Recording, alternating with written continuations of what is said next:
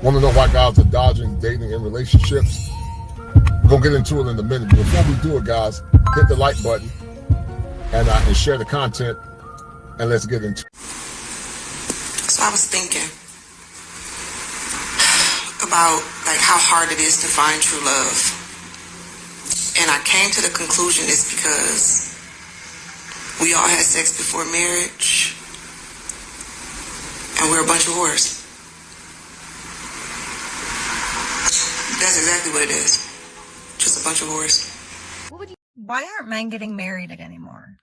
I just saw another embarrassing video of a woman asking a man to marry her. Did you want to get married one day? No, marriage is not for me. You know what I mean? The custom and it's not a good business move for me. Either marry me or you reimburse me. It's that simple. I have the ring already.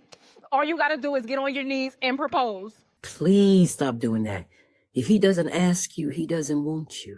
Ladies, here's the thing. We want men to be husbands. We want the rings and the things. Question is, why are men saying no? What do you want his income to be? I feel like this is going to sound bad. I feel like 300,000. I would have to say 127. Probably 150 to $250,000 a year. $500,000? Is that bad? 150, maybe to 250,000 a year would be comfortable for sure. I was just having this conversation with my friend, and she was like, you have to manifest a husband, girl. Ideally, my husband needs to be making like 650,000. So you said you want 500K, but what do you think the median income is for a 30-year-old? 60K? 70K? It is $45,000. Oh my god, really? Yeah. I think it's 250,000. It's 52,000. What? No, it's not. Damn, America. Here's why men are checking out of relationships and are giving modern women what they asked for. Drizzle, drizzle. Weak loam to the new man. Men, are you dealing with issues like this? Book a session. Make my ass itch. I have decided that I am single, celibate, and no longer willing to date anyone. However, if you insist on taking me on a date, there will be a $500 fee. Fellas, it's war. The males have started saying drizzle, drizzle, like sprinkle, sprinkle. It's a new generation of men, so are so feminine. Drizzle, drizzle. I thought they were talking about Drake. It doesn't stick as good as sprinkle, sprinkle. Oh, yes, they do. Sound like they're actually drooling. Ma'am, book a session. The 7 women Solomon warned would ruin kings. Let's stop pretending. It doesn't matter if you're a king or a common man. The wrong woman will bury your destiny. Solomon, the wisest man to ever live, didn't just write about wisdom and wealth. He wrote about women, and his warning was clear. The wrong woman doesn't just break hearts, she destroys legacies. Let's break it down. 1. The Jezebel. Loud, lawless, addicted to power. She doesn't want a husband. She wants a throne. Jezebel mocked kings and prophets. Modern Jezebels mock husbands and submission. You can't build peace with her. She only respects war. 2. The Delilah. She loves you until she learns your weakness. Delilah didn't need an army. She had a smile. Her kisses were bait. Her lap was a trap. And when your enemies come, she'll sell you out for silver. 3. The strange woman. She makes lust look like love. Proverbs called her sweet, like honey, smooth with words. She feeds your ego while planning your fall. Her lips drip flattery, her path drips blood. 4. The contentious woman. Every day is a courtroom, Solomon said. Better to live on the roof than with a quarrelsome wife. She doesn't argue to solve, she argues to win. She drains peace with debates, mocks vision with sarcasm, and turns silence into a weapon. 5. The gold digger. She treats your wallet like worship. She doesn't care about legacy, only lifestyle. Love is measured by the size of the ring, the brand of the bag, the balance of your account you stop paying. She stops staying. 6. The idolater. She makes herself God.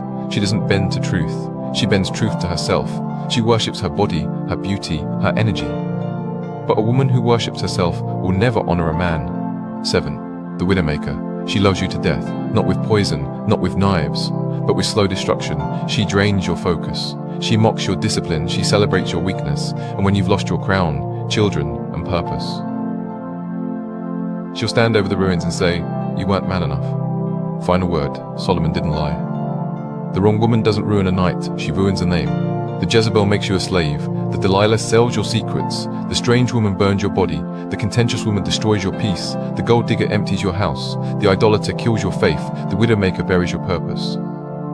And if Solomon, the wisest man alive, lost his way to women like these, what chance do you think you have without vigilance? Choose wisely. Because the woman you marry doesn't just share your bed. She shepherd-use. Listen, you guys understand and know that President Trump came up with a concept called DOGE. It's called the Department of Government Efficiency. And it appears that now a lot of men are beginning to become more consistent, more conscientious in their dating trend. So consistent with DOGE, which is the Department of Government Efficiency, a lot of men are more or less doing this, a new acronym I created called DOGE.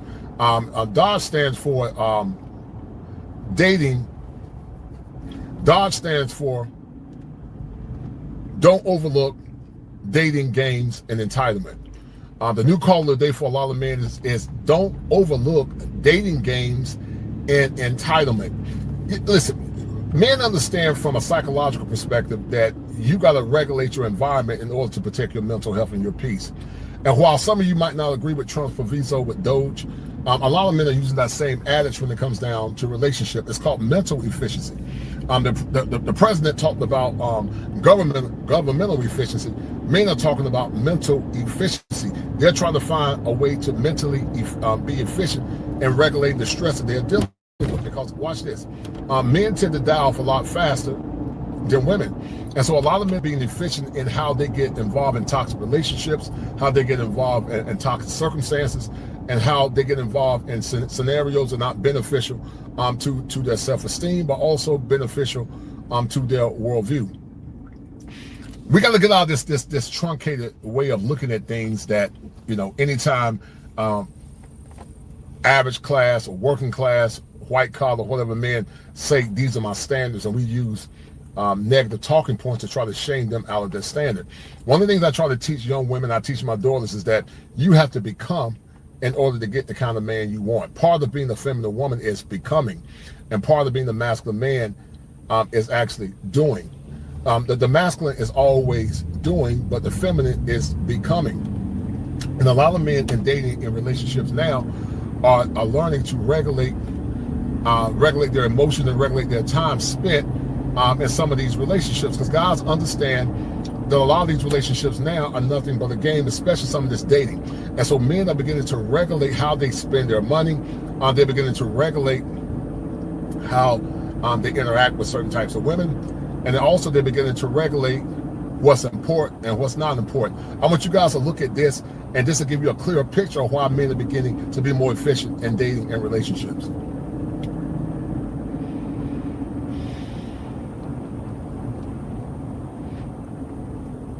And the entitlement, guys, that y'all saw from these clips is consistent with why so many men are beginning to say no.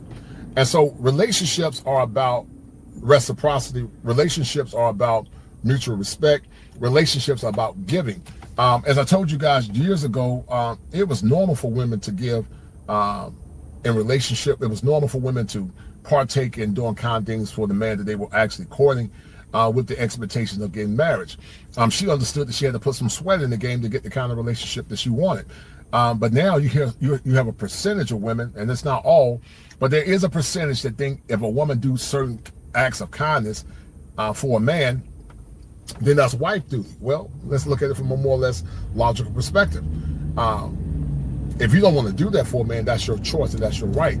But don't feel besmirched if that man say, well, you know, taking you out to dinner is husband duty. If your tire break down alongside the road, you need to call AAA because that's husband duty. When we go out for dates, I'm not going to walk on the outside. You know, you can walk on the outside because that's husband duty. The biggest issue now with dating is that a lot of women have not been taught by their mothers and taught by the elders in their families to put themselves in a position to get quality men. And what's happened is a concept called DOGE, done overlooking dating games and entitlement. Men are done overlooking dating games of entitlement, and men are beginning to reclaim what their power is. They're beginning to reclaim their worth. They're beginning to reclaim the importance of getting their needs met and not feeling like they are truncated or more or less utilized for dating norms and standards is not given back to them. If you want to get a good man, if you want to get a good relationship, you cannot feel like you got to more or less adhere to traditional norms without the woman getting anything in return. I know, guys, and you guys know that in good, healthy relationships, the man and the woman benefit. And men are being tired of being treated like women from this clip right here.